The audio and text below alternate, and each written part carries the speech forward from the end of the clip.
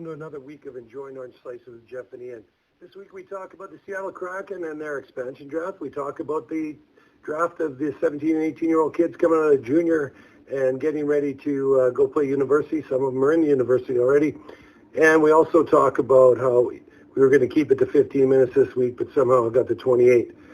As you can see on my left shoulder here, if you're watching on video, I got a old Las Vegas Thunder uniform. It has been raining and thunder and lightning here in Vegas. We loved it the last couple of days, and going to be nice and cool for the rest of the week here.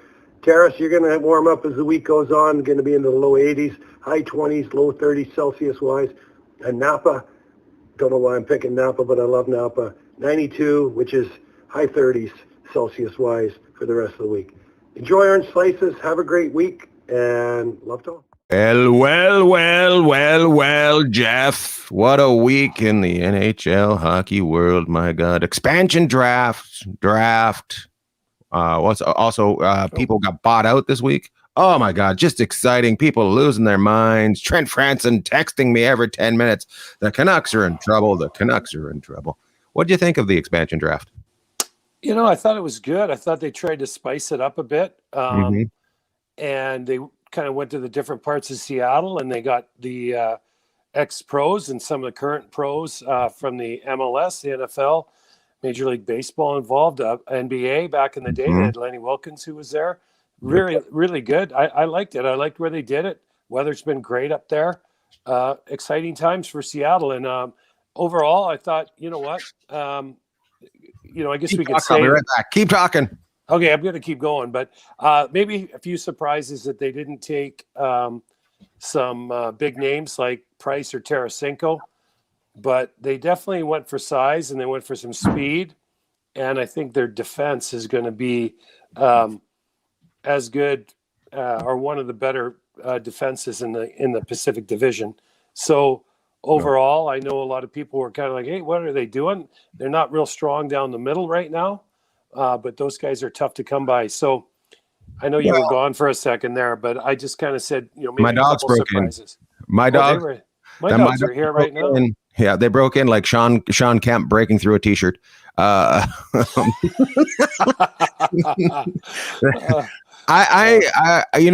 was trying to remember what happened with the Las Vegas draft, but I remember not being that excited about the Las Vegas draft and not paying attention. So I thought with what they did, they can go out and get what they need because they've got extra of everything, which kind of, if you look back on Las Vegas, is what they did, right? Yeah. Well, you say like not paying attention, like that's not an everyday occurrence for you. That's how I live, Jeff. I know how you live. I couldn't let that slide by. I wasn't paying attention. I'm in your house. You're 15 feet away, and I'm having a conversation with myself because there's no way once you start carving people up on social media, there's no way I'm getting to you. I live life the same way I drive with no rear view mirror. No side mirror. Oh my God. Thanks for putting that on the tee for me. It's like not paying attention. Welcome. We don't have a hope today. You're dead.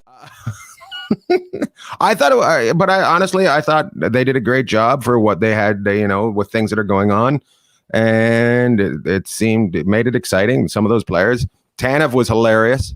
He's awesome. Yep. Bringing out those other guys, it's exciting for the people, and those jerseys we went back and forth. Those jerseys are sweet. Yeah, they look really good. And one thing I'll say for anybody that hasn't been to a sporting event in Seattle, those fans are crazy. I don't know how you have the loudest NFL stadium in an open air stadium, but they do. MLS will put 60, 70, 80,000 in Quest Field. I believe it's still Quest Field to watch them. The Mariners are good. They get, they still get attendance, but not, the Mariners when they're really good, that they packed that place and it's got a buzz. Right. I just remember playing Seattle in junior, and I really believe that teams are going to go in there and there's going to be a little bit of a Vegas experience going on. It's going to be loud and they're going to be right on top of you. So I feel like they've jumped on the wave that Vegas created. Definitely Vegas created a wave, and that they've gone. Hopefully, this is the last time we have an expansion draft. I don't think we need to add any more teams. What was the team you played for in Seattle? Who did you play for? No, I was in the Western Hockey League, so I went through there with Kelowna and then with Portland. Oh, and ironically, I can't believe you brought that up, but this side, see? There's a WHL. That's WHL. It's got stars on it. I don't know. Maybe I made an all-star team one year. I don't even know what's going on there. Look at you, fancy pants. I just grabbed it out of the closet. I have no idea. I have to go back and look. That's my only all-star right there. Yeah, you got it. Yeah, you carry it with you every day, though. I don't wear my jersey. That's how I live life. Confused. Yeah. And not paying attention. Confused and an all-star. So you never played. I thought you said that you had played there. I don't remember you being on that team. So you played in Portland and you played in Kelowna. So you played as a visitor there. So you know the opposite side of how the fans are. Yeah, and they're crazy. So and they grabbed what Vegas did, and they're trying to build on it, which a lot of the other teams in the league are doing too. I mean, we talked about this. I haven't talked about this for a few weeks, maybe a month or two, but this is entertainment. This isn't, like cheer for your team. But when I watch NHL games and, I want to be entertained. And Tanev coming out the way he did was awesome. Brandon Tanev came out. Right. It's like, let's go crack and what's up? What's up? And he was one of the biggest parts of the show. That's what they need. The NHL players are a little bit more withdrawn. I would say they're not going to get out there and say controversial things, but they can still show their personality, and that's what Tanev did, and he's going to be a fan favorite in Seattle, I guarantee it. Absolutely. The fact that he was able to make fun of his pitcher, made fun of himself and get a laugh out of the crowd, they're going to remember that. People remember that kind of stuff. You gotta. It doesn't matter what business you're in. You got to shake hands and kiss babies. You got to press some flesh to get to the press some flesh. That sounds horrific. God, I'm not sure what. I have no idea what you're talking about. Well, that's shaking hands is pressing flesh. That's what I've heard. Okay. But you got to make that contact. One autograph he signs in a mall and is nice to a kid resonates for years, just generations of people becoming a fan of that team. And I think those kind of guys are going to do that for them there. So good luck to them. We'll go see a game in Seattle. Yes, we will. Once the Delta Surrey virus is gone. Oh my God. Let's move on to the draft for everyone, not just for Seattle, but for everyone. One of us has been through a draft. What is a day like for an 18-year-old young man going into it? Tell us your day. What happened with you? Well, a lot of what happens, and they couldn't do it this year, so they had to do it by Zoom. But they'll meet with you, and they'll start meeting with you even back in the spring, even over the course of the winter. They'll come in, they'll watch you play. Maybe they'll take you out for a pizza or something, and these teams will interview you. But when it gets to the draft, when I was drafted, the draft was in Toronto, and we were out there 3 or 4 days in advance. And of course, the agency that represented us had a big party, and a lot of the teams are there, and they're talking to you. And then they'll pull you aside and talk to you and interview you again. And if they're really interested, they might reach out a third or fourth time just to make sure, especially now, that they're doing what their due diligence, which we can talk about what can happen and how things can spin the other way really quickly on you in the draft. There's a lot of pressure on these. Young guys. The first round guys, especially guys who are supposed to be taken highly in the draft, and those names start clicking off the board, and they click and they click and they click. And the year I was there were some guys that were supposed to be taken in the first round, and they're in the draft. They're sitting there watching everyone else get picked. And finally, the third round comes, and it's pretty disheartening for some of them because they're there with their families and they're supposed to be a high pick, and then sometimes a guy that's not even on the board gets picked, so higher than expected. So it's a lot of energy there. The families are there. It's a great time. It's kind of an out-of-body experience when you become drafted by a pro team, and totally different now. Hopefully next year we can get back to those kids being in the stadium. But there, for every kid that gets picked, there's always a couple that don't get picked that have to sit through that Friday night draft and the next day until her name finally gets called. What number did you go? I was drafted in the second round by Detroit, so I don't remember the number, but second round. Yeah. Do you remember what? And I think this is interesting for people. That's why I'm going to ask you. And I know you don't like talking about it, but it's interesting. Like do you remember where you were scheduled to go, or did you go around where you were supposed to be drafted? Yeah, I think so. I think probably in the area that I was rated in at the time is where I got taken. You have to remember that was back in the old days when there was only 6 teams, so the second round was like I know, could be top 12 now. The worst you could be, back in the day when you were a second round, it was 12th pick. Like, he's brutal. He was taken at the end of the second round when the original 6 were in. But now you're like you're a lottery draft at 12. Yeah, I mean, people are trading up to get you. Let's see. I can't remember what you asked. Ask me something. I asked if that was around where you're supposed to go. Oh yeah. Okay. So I'll tell you a quick story about that. It was interesting. So Harry Neal, who everyone remembers, the television commentator in Canada, was actually coach with the Canucks for a while, and then he was in Detroit. So I got drafted by Detroit in the second round, and I went out to training camp with them. And Harry Neal was now our coach. I don't know if you remember that. I think it was Harry Neal got let go and Bill LaForge came and took over. And of course, I'm not sure how that all turned out in the end. But what happened was Harry, and he might have been just trying to make me feel good, said, hey, we were looking to take you in the first round, but they started taking goalies. And of the goalies, if I remember correctly, the goalies taken were, I think it was Sean Burke, Mike Richter, and Troy Gamble, I think, were the goalies. So they went 1, 2, 3. Like they were New York, Philadelphia, Vancouver, right? Yeah. And let me see. Burke, I think, was New Jersey. I think he might have been New Jersey. But those are the names that stick out. So they panicked, and I don't know if they panicked, but they thought, hey, the goalies that we're looking at are going off the board. And that's why you don't see a lot of guys. There were some goalies, I think, taken the first round this year, but that drives a lot of it too. Hey, we have our eye on these guys, and when the goalies start to go, they usually start to go pretty quick. So Detroit traded up to get a goalie in the first round this year, but you don't normally see a lot of teams really invest a high pick in a goalie. But the year I was drafted, they were all.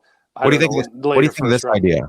What do you think of this idea? Separate draft for the goalies, player draft and goalie draft. What do you think of that? Is that well? But then how do you like? Still the same amount. You still get the same amount of drafts, right? But they're I hear what you're saying, but how? Like then I guess on the beneficial side of that, the team that's the worst team or one of the worst teams, like let's just say Buffalo, would get to pick. Up at the top of the first round for both. For both. So that would be a way to try and even it out. There's also an art to building your team, don't you think? And that's why some teams are really good. And I know when I was in Detroit, they spent so much money on drafting and scouting. Especially in Europe. If you look, they still. Especially with Stevie there, they'll have one of the best scouting staffs in the league. And usually the organizations that put the money into that stuff are the organizations that do well. I think Detroit is just out of control right now. I'm going to go back, though. I'm going to go back to where you were. So you get drafted, but now is where the work begins, right? Yeah, so you go back and it's a big weekend, and we were in Toronto at the time. I forget where they are next year. You must have come back to Terrace just fingers up. I think I was in shock because it's one thing to play minor hockey, and then it's another jump to go play junior, and then some guys go on to play college out of junior A tier 2, and some guys in the Western Hockey League, Quebec League, Ontario League. Then their next step is pro. And I guess they could go to the university system in Canada and play. There have been some guys that have come out of that as well. But it's a shock. It's one thing to go from a small town or any town to a junior team and play at another level outside of minor hockey. It's another whole kettle of fish to go and be involved with a pro hockey team. Because now you're not out there against kids somewhat near your age. You're out there with men who have mortgages, Mhm. kids, car payments. And, I think the kids nowadays, I think they do a good job of getting them a lot more prepared, or at least understanding what's going on. But back when we played, you know how it is. It's like you got to figure it out on your own to a large degree. The league has totally changed. You ask guys that came up with when I did, a lot of these guys are still in the league. They say it's a players' league now. Of course, I will say, well, you guys are management now. Of course, you're going to say that. Yeah. But it is totally changed, and it's got to change some more. And we're seeing that. There's some positive steps. Luke Prokop is one of them, where the league is embracing you. If you're a good hockey player, nothing else should matter. You're a good person.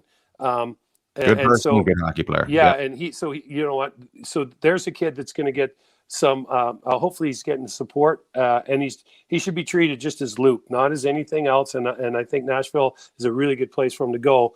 But there's a lot more resources available, and Mhm. you talk to our good friend Snacks, Corey Hirsch, talks about the mental health side of it. You talk to another good buddy of mine, Clint Malarchuk, one of the greatest guys I've ever played with, talk about mental health. There's mental health everywhere, and there's certainly mental health that's where Okay, it's needed there. I'm gonna ask you a question. I'm gonna ask you a question right now, and really, we have to. We're slow. We're on a time limit today. Whoa, we're on a time limit today because of me. What do you say to the guy that was slated to go earlier and went later? How do you keep him out of the ditch mentally? Yeah, that's a good question, because like I said, I watch guys walk out of the draft a year I was in Toronto, and guys that you meet or you played against, Mhm. and that's really tough. And for whatever reason, these guys they just got passed over. That's Mhm. really hard for a 17-year-old kid, a parent, anybody in life. When you get passed over, Mhm. and everybody's telling you how great you are and this and that, and maybe you got 50 goals in the Western Hockey League, or you did scored 25 or 30 in college. They don't play as many games, and then all of a sudden you get passed over, and the pressure, and it's like a pressure cooker sitting in the stands while everyone else is getting picked around you, and it's just there's no safety relief valve there. So what I say to them is once they do get picked, or if they don't, there's all the motivation you need in the world. If you think that you got slighted, or you should be in a position where you got picked higher, or whatever it Mhm. is, that then it's back mentally and physically, work work on getting It's in you have shape. to let them. You have to let them know that there's more than just one road into a city,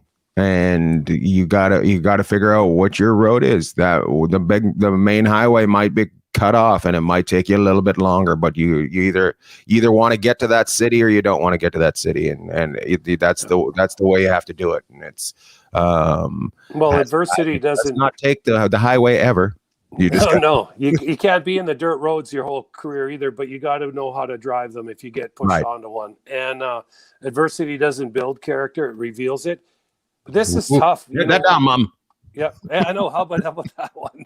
But I think it takes me back. I watch these kids, and I want to see them all. You don't want to see anybody sit up there Oh, and you want just to kind of succeed. sweat it out, and then all of a sudden, normally, what you'll start to hear, which is ironic because we had this come up in this draft, is when these kids start to go longer and longer, you start hearing about character issues. Mm-hmm. Well, how do you fight that one off, right? And Mm-hmm. we have a tendency to label things and people in life, and specifically in sports, and it's tough to get out from underneath that label sometimes. And there's guys. It's a little different now, sitting at home with your family. Right. Doesn't make it any easier. It's I look forward to getting back to the day when the family's sitting in the crowd. The kid hasn't been picked. He thought he was going to go there. He goes a little bit lower, and Dad's bored picking his nose, and they just show Dad picking his nose. That's my favorite. That's my favorite cut to the Yeah. Well, I mean, what do you do? kid and put it all on the father.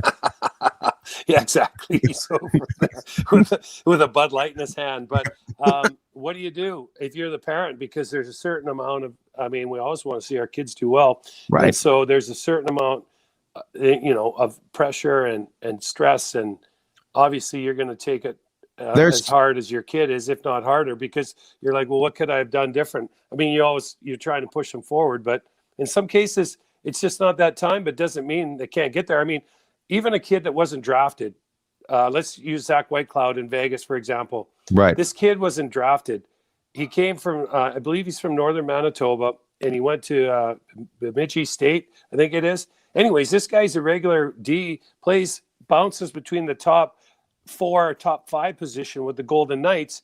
So there is, you know what, he was on the dirt road and he found a way back onto the highway. And now this kid's out in the freeway driving in the fast lane as a young defenseman, establish himself in the NHL. So yes, it's important to get drafted, but what's more important is what happens after the draft, whether they were drafted or not. You got to do your thing. And what, it's interesting you brought up the character of, it's hard when these guys go to play junior, they're 15 years old and growing up on their own. There's going to be bumps and bruises. We have to realize that there's going to be bumps and bruises. How do we teach, how do the adults that are in charge have to teach these guys how to be a better person? It's not just enough to make a great hockey player for these junior teams. They have to make a great person. So when things happen, I feel the team should be held just as responsible as the player. So I think, and we can't put all that pressure on a 16, 15-year-old kid, 17-year-old kid. We know there's going to be mistakes, and it's how we let those people learn. And I'm not giving anybody any breaks here. I'm just saying there's been, what we were talking about, character. There's been guys called out for their character that their character is just fine. They're just growing as a human. Right. Well, the other thing too these days is everything is only a click away. Right. I mean, something happens halfway around the world, it's on your phone within seconds. Mm-hmm. You want to look something up. Everything's changed so much, and we're having a hard time keeping up with it, right? Yep. And so we're trying to, you're trying to raise young people and try and help them. Well, we're trying to help ourselves too. I mean, we all have to get up in the morning, work harder at being better people, and making sure we're reaching out and not pulling in. But there's, there's things out there. There's, the character issue. I don't know. They just throw it out there, and maybe there is some character issue with some of these kids. But we've seen, especially in this last draft, where sometimes that is it's penalized as a kid, and it might not be true. And in other cases, like this last draft, you get a draft that was out in the media. And at that point, I blame the team. I blame the team big time for that. What we're talking about, it's just a team. The team has to take responsibility as well. Like the Montreal Canadiens. Let's just talk about that real quick. The Montreal Canadiens knew he was going to be there a couple rounds later, or could have signed him as a free agent if they wanted to, if they had that much belief in him. I feel that it was just a lazy call. Like let's just take him. It was just lazy. Because you want everybody to succeed in life. You want everybody that was in that situation to succeed, including, he said all the right things. What brings society down is leaving people off. We have to get them back into society somehow. Well, I think so. If people were wondering, like, Montreal drafted this young man in the first round, who he said he renounced himself from the draft. You can't renounce yourself from the draft. But what he was saying is there's some issues in his life that obviously he needed to work through. And it was, I don't know any other way to put it other than the kid needs a timeout. He needs to go over and figure things out. Timeout. Yeah, exactly. And there's another person on the other side of this that was affected even very drastically as well. Where's the attention there? And so what Montreal did, and you just cannot condone this. And I don't care if it's a business or not. This is life. And people are like, well, you got to get the best. You got to do this and that. No, you don't. sometimes, you have to take a step back and go, what's not only best for our organization, but what's best for everybody else involved.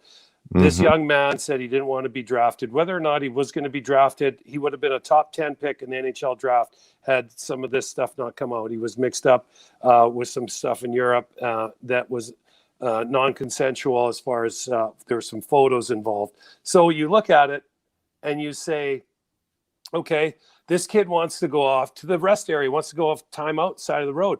Montreal, what do? They throw gas on the fire and draft this kid in the first round. I don't, and so they take a black eye for it. The league takes a black eye for it. And now this young man who's trying to figure out what he's going to do with his life and how he's going to put it back together. And this young woman over in Europe, she's brought back into it too. She gets dragged back into this too. It's just instead of letting everybody kind of figure out how we can grow and work forward from this. So this isn't really our podcast to be talking about this kind of stuff. No, we're not usually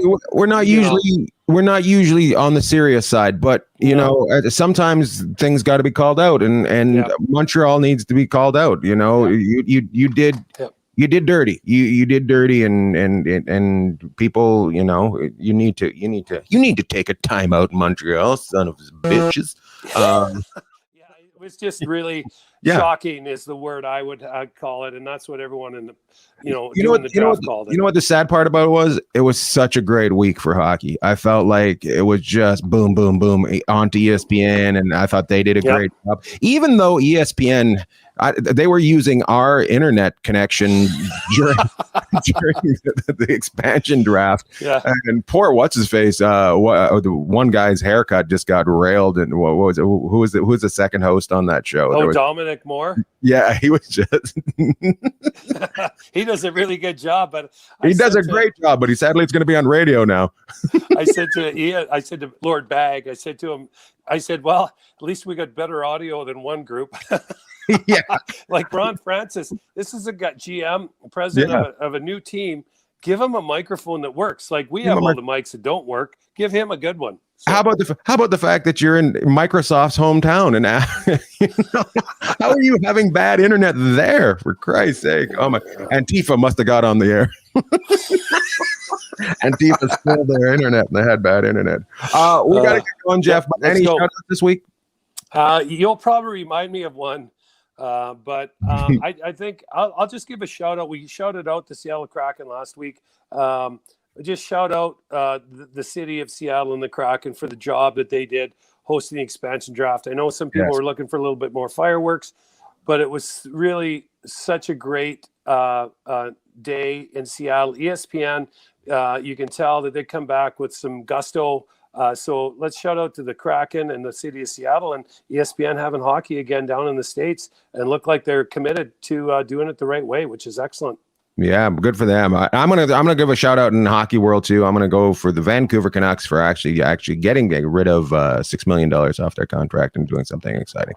Off their contract, off their salary cap.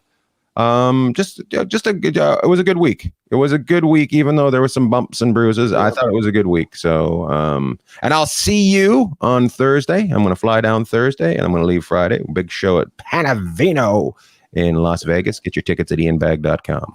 Yeah, Panavino this week for Mr. Bagg, and we'll be on the ice. So, you're coming in Thursday, so that means I got to drive to the airport and pick you up. Yeah. I'm going to come in. I'm coming in the afternoon, and I'm leaving on the afternoon on Friday. So Lou will not be making the cut. Well, Lou, that sucks. Okay, good enough. Been talking in the background the whole time. All right, I got to get going. I got to get up to the other studio and do a murder podcast. Murder. Well, that was the longest 15 minutes we've done. Oh my God. We'll keep it short. I said we'll keep it short. Keep it to 20. We're at 28. Son of a. All right, Jeff. I'll talk to you soon. Love to all. Love to all.